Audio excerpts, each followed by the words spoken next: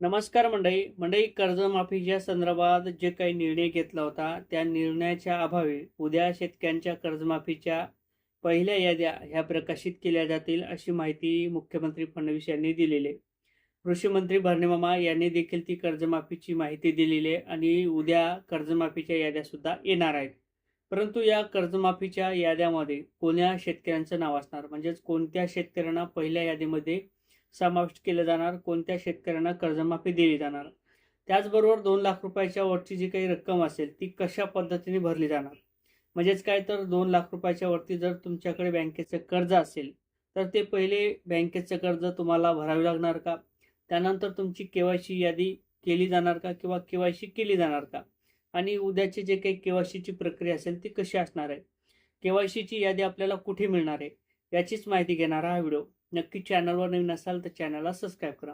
म्हणजे ज्या अर्थी शेतकऱ्यांच्या कर्जमाफीच्या संदर्भात राज्य सरकारने जे काही निर्णय घेतला त्या निर्णयाच्या अभावी शेतकऱ्यांच्या कर्जमाफीच्या याद्या ह्या प्रकाशित केल्या जाणार आहेत. उद्या अजितदादा पवार यांची सुद्धा पुण्यतिथी आहे आणि त्यानंतर मुख्यमंत्री फडणवीस यांचा सुद्धा जन्मदिवस आहे, म्हणजे वाढदिवस आहे. या निमित्त उद्या 22 तारखेला कर्जमाफीच्या याद्या येणार आहेत अशी माहिती मुख्यमंत्री फडणवीस आणि त्यानंतर कृषी मंत्री भरणे यांनी दिलेले. आता जे काही कर्जमाफीच्या यादी असतील त्या उद्या येणार आहेत, परंतु 2 लाख रुपयाचं जे काही कर्ज असेल ते तुमचं माफ कशा पद्धतीने केलं जाणार. 2019ला ज्या शेतकऱ्यांनी बँकेचं कर्ज घेतलं होतं त्या शेतकऱ्यांना कर्जमाफी मिळाली होती, असे देखील यामध्ये शेतकरी पात्र केले जाणार आहेत. तुमच्याकडे जर 3 वर्ष बँकेचं कर्ज घेतलेलं असेल आणि ते थकीत गेलेलं असेल, म्हणजे कोणत्याही प्रकारचं तुम्ही व्याज मुद्दल अशा पद्धतीने कोणत्याही प्रकारचं रक्कम भरली नसेल तर असे शेतकरी प्रामुख्याने कर्जमाफीसाठी पात्र केले जाणार आहे.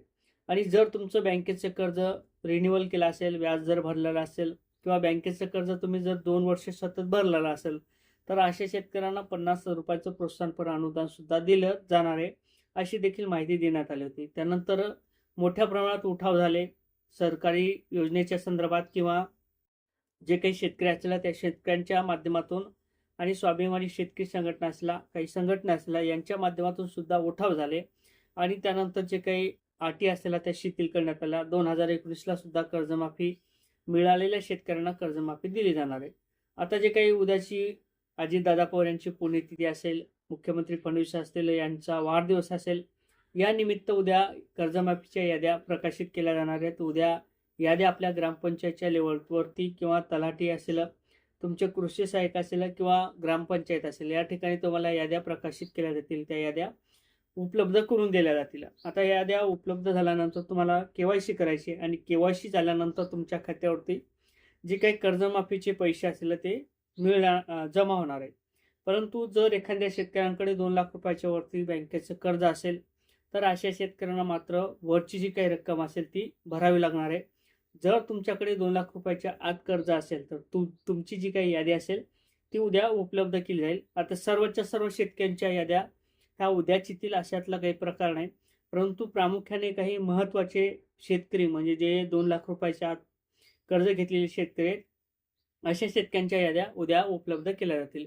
मग जिल्ह्याच्या लेवलवरती असलेला किंवा गावाच्या लेवलवरती असलेला या याद्या उपलब्ध केल्या जातील आणि त्यानंतर केवायसी केल्यानंतर शेतकऱ्यांच्या खात्यावर हे पैसे जमा केले जातील अशी माहिती आता मुख्यमंत्री फडणवीस यांनी दिलेली आहे. आणि उद्या पहिली यादी कर्जमाफीची येईल असं देखील सांगण्यात आलेलं आहे. आता यामध्ये जे काही कर्जमाफीसाठी पात्र असलेले शेतकरी असलं ज्यांचं कर्ज 2 लाख रुपयाच्या वरती आहे, ज्या बँकेचं कर्ज त्यांनी रेग्युलर भरलेलं असेल अशा शेतकऱ्यांना 50,000 रुपयाचं अनुदान, आणि ज्या शेतकऱ्यांचं बँकेचं कर्ज जास्त आहे 2 लाख रुपयाच्या वरती अशा शेतकऱ्यांच्या याद्या परत दुसऱ्या टप्प्यात अशा पद्धतीने केवायसीची प्रक्रिया आणि यादीची प्रक्रिया ही सुरू केली जाणार आहे.